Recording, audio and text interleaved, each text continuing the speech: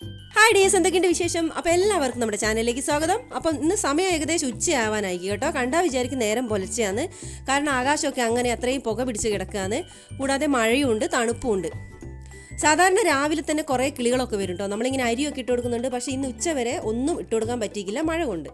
അപ്പോൾ ഉച്ചയായപ്പോൾ മഴയൊക്കെ ഒന്ന് കുറച്ച് ബാക്കോട്ട് വെച്ചിട്ടുണ്ട്. ഇപ്പോൾ ഇതാ കുറച്ച് അരിയൊക്കെ ഇട്ട് കൊടുക്കുക. മോൻ കുറച്ച് വെള്ളമൊക്കെ വെച്ച് കൊടുക്കുക.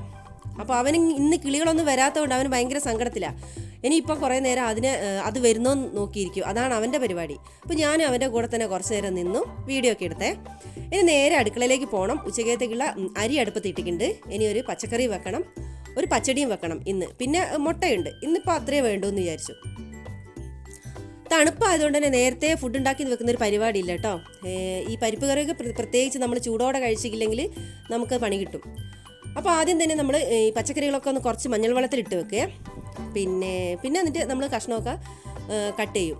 അപ്പോൾ അത് അരിയൊക്കെ നമ്മൾ തിളച്ചിട്ടുണ്ട്. പെട്ടെന്ന് വേവുന്ന അരിയാണ്, പച്ചരി പോലത്തെ അരിയാണ്. അതുകൊണ്ട് അരി വേവൽ പെട്ടെന്ന് കഴിയും. ഇനി നമുക്ക് പിന്നെ ഈ കഷ്ണങ്ങളൊക്കെ ഒന്ന് കട്ട് ചെയ്ത് കിട്ടണം. നമ്മൾ ഈ അടുക്കള പണിയിൽ ഏറ്റവും എനിക്ക് തോന്നുന്നു ഈ പച്ചക്കറികളായാലും എന്തായാലും ഇപ്പോൾ മീനൊക്കെ മുറിച്ച് തരിക, പച്ചക്കറികൾ ഒക്കെ കട്ട് ചെയ്ത് തരിക, അതിനൊക്കെ നമുക്ക് സഹായത്തിന് ആരെങ്കിലും ഉണ്ടെങ്കിൽ നമ്മൾ അടുക്കള പണി എത്ര സിമ്പിളായിരിക്കും എന്നറിയോ. അപ്പോൾ എല്ലാം കൂടി ഇങ്ങനെ ചെയ്യുമ്പോൾ ശരിക്കും നമുക്കത് ബോറായിട്ട് തോന്നുന്നല്ലേ. അപ്പോൾ ഇതാ ഞാൻ എന്ത് ചെയ്തു എന്ന് വെച്ചാൽ കുറച്ച് ഞാൻ പച്ചടിക്ക് ഞാൻ കട്ട് ചെയ്തു. കുറച്ച് ഞാൻ മോൻ്റെ അടുത്ത്, അവൻ TV കാണുക, കുറച്ച് അവൻ്റെ അടുത്ത് കൊണ്ട് കൊടുത്തു. നീയും കട്ട് ചെയ്യുന്നു പറഞ്ഞിട്ട്. അത് രണ്ട് വിധത്തിലൊക്കെയാണ് കട്ട് ചെയ്ത് നമുക്ക് കാണാം. ഇപ്പോൾ പച്ചക്കറിയൊക്കെ ഞാൻ കുറച്ച് വെള്ളത്തിലിട്ടു, പരിപ്പും കഴുകി കുറച്ച് സമയം ഇട്ടുള്ളൂ കേട്ടോ. പിന്നെ ഞാൻ എന്ത് ചെയ്ത് പച്ചക്കറി അപ്പോഴത്തേക്ക് കട്ട് ചെയ്തിട്ട് അത് പകുതിയെ പരിപ്പ് വേവിച്ച് പകുതി വെന്ത പരിപ്പിലോട്ട് ഈ പച്ചക്കറികളിട്ട് കുറച്ച് ചൂടുവെള്ളം ഒഴിച്ച് മഞ്ഞൾപ്പൊടിയും ഉപ്പും പിന്നെ പച്ചമുളകും അത്രയേ അതിലിടുന്നുള്ളൂ, മുളക് പൊടി ഇട്ടുന്നില്ല കേട്ടോ.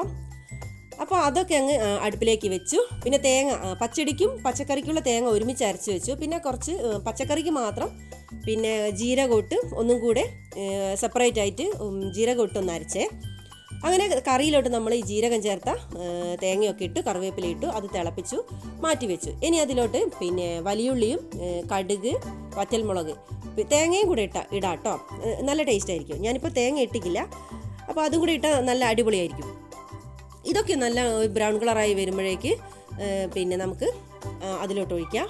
പിന്നെ എന്താ പച്ചടിയിലോട്ട് നമ്മൾ കടുക് പൊട്ടിച്ചതും പിന്നെ പച്ചമുളക്, ഇഞ്ചി, കുറച്ച് വെളുത്തുള്ളി അതൊക്കെ ഇട്ടു, തേങ്ങയും ഒഴിച്ചു. പിന്നെ നമ്മൾ മോര് ഒഴിച്ച് കറിവേപ്പില ഇട്ടു, ആവശ്യത്തിന് ഉപ്പും ചേർത്തേ.